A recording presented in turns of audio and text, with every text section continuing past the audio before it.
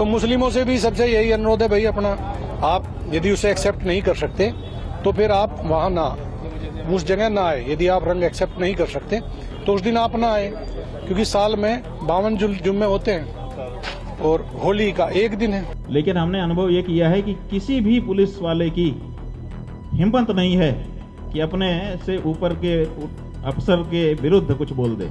वो बिल्कुल आदेश के पालक होते हैं, तो उनके ऊपर के अफसर जिस तरह की बात उनके बीच में करते होंगे उसी आधार पर वो बोला होगा। देखिए, IIT बाबा जैसे लोग प्रकट क्यों हो जाते हैं? ये प्रकट नहीं होते हैं, इनको प्रकट किया जाता है।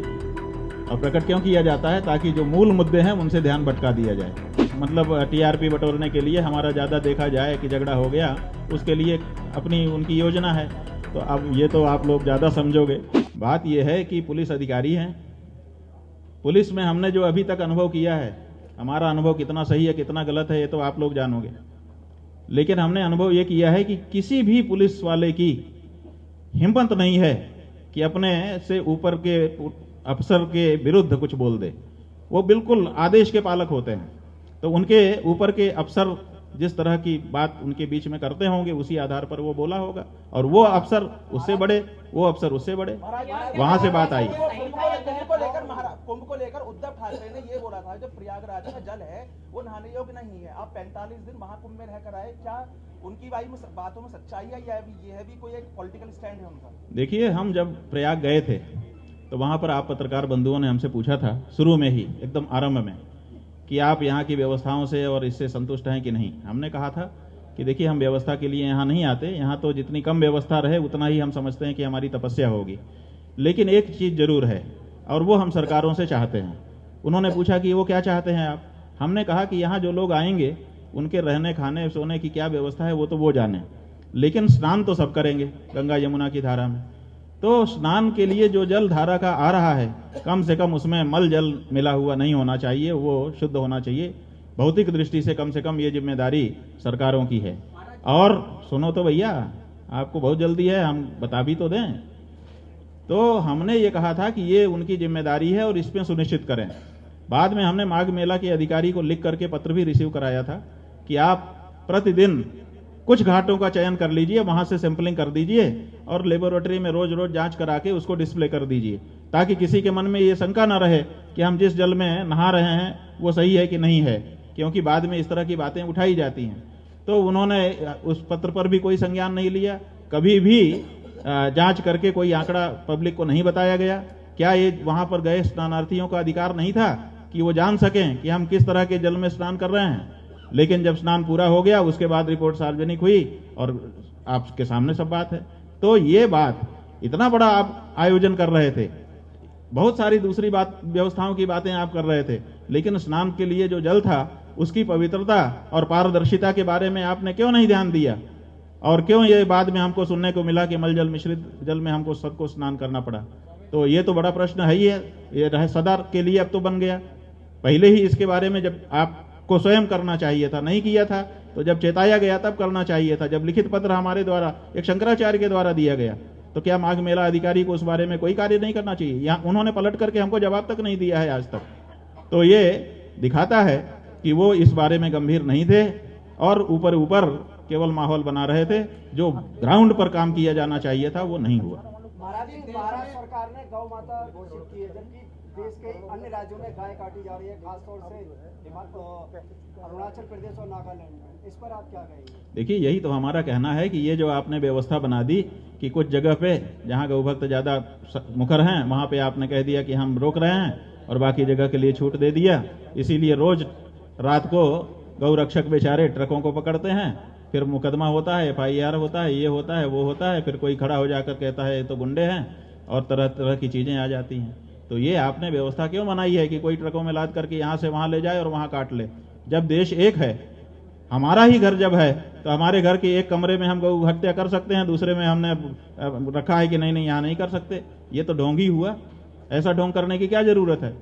आप साफ साफ कहो कि हम क्या करना चाहते हैं, इसीलिए स्पष्टता हम करना चाहते हैं।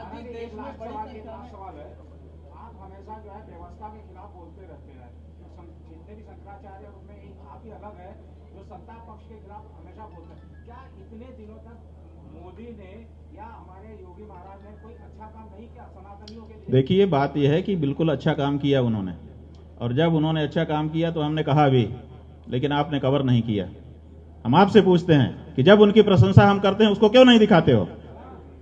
जवाब दो। लेकिन वो नहीं दिखाओगे।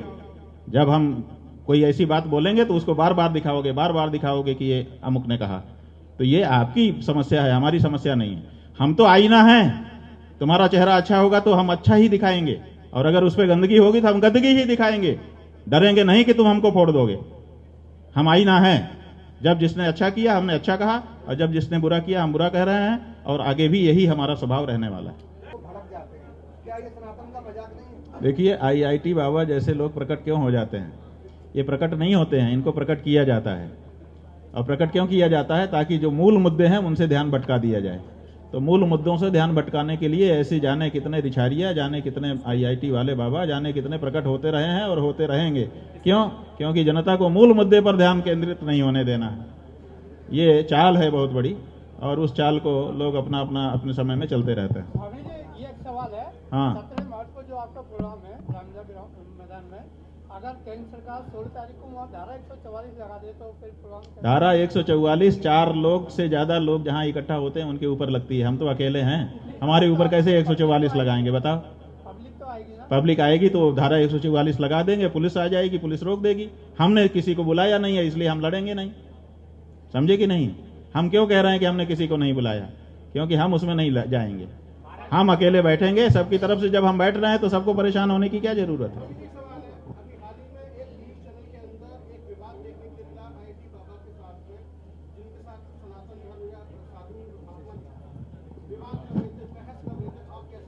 देखिए, हमको लोगों ने बताया कि ऐसा ऐसा हो गया, और बाद में कुछ और लोग आए, उन्होंने बताया, और एक हमने एक वीडियो भी देखा, उसमें लोग कह रहे थे कि ये चैनल की ही अपनी मतलब TRP बटोरने के लिए, हमारा ज्यादा देखा जाए कि झगड़ा हो गया, उसके लिए अपनी उनकी योजना है।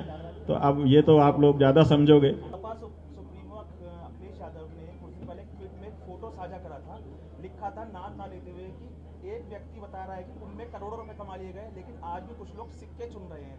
हमेशा हर बार हिंदू या सनातन के पर्व को या त्योहार को ही क्यों निशाना बनाया जाता है पॉलिटिकल पार्टी द्वारा? देखिए, पॉलिटिकल पार्टी द्वारा हिंदू को निशाना बनाया जाना और हिंदू के पक्ष में खड़े होना दोनों राजनीति है। जो लोग हिंदू राजनीति करते हैं वो अपने आप को हिंदुओं के साथ खड़ा हुआ अपने आप को दिखाते हैं, और जो लोग हिंदू विरोधी राजनीति करते हैं, हिंदू विरुद्ध जो लोग हैं, उनके वोट पाना चाहते हैं, वो लोग अपने आप को हिंदू विरोध का बयान देते हैं। तो ये उनकी अपनी अपनी राजनीति है, इससे हमको क्या लेना देना है? सब जितने भी पॉलिटिकल लोग हैं, समस्या यह है कि जब अखिलेश यादव बोलेगा तो आप कहोगे कि ये हिंदू विरोध में बोल रहा है, लेकिन जब दूसरा बोलेगा जो हिंदू वाली बात, तो आप उसको राजनीति नहीं समझोगे। ये समस्या है। जबकि बोल दोनों राजनीति ही हैं। वो अपने सब लोग अपनी अपनी राजनीति की गोटी सेंक रहे हैं। कोई हिंदू का हितैषी नहीं है, कोई मुसलमान का हितैषी नहीं है। अगर हिंदू मुसलमान के हितैषी होते तो हिंदू और मुसलमानों की दिशा कुछ और होती। हिंदू आज अपनी माँ की हत्या के लिए तड़प ना रहा होता। अगर आप बताओ कौन सा ऐसा नेता है और कौन सी ऐसी पार्टी है 78 साल में जिसने राज किया और हिंदू भावनाओं को समझा हो? नहीं समझा ना, तब ना आज हमको पीड़ा व्यक्त करनी पड़ रही है। तो ये कोई अभी तक हिंदुओं का आया नहीं है हितैषी, और कोई मुसलमानों का भी हितैषी नहीं आया। उनकी भी हालत वैसी ही है देश में। इसलिए ये जो लोग हिंदू और मुसलमान के हितैषी होने का दम्भ भरते हैं, उनके पक्ष में बयान देते हैं, ये सब धोखा दे रहे हैं उनको। सच्चाई यही है, चाहे वो कोई हो। आंकड़ा है 2024 का कि भारत सबसे बड़ा सेकंड नंबर पे ब्राजील के बाद सबसे बड़ा बीफ एक्सपोर्टर देश है।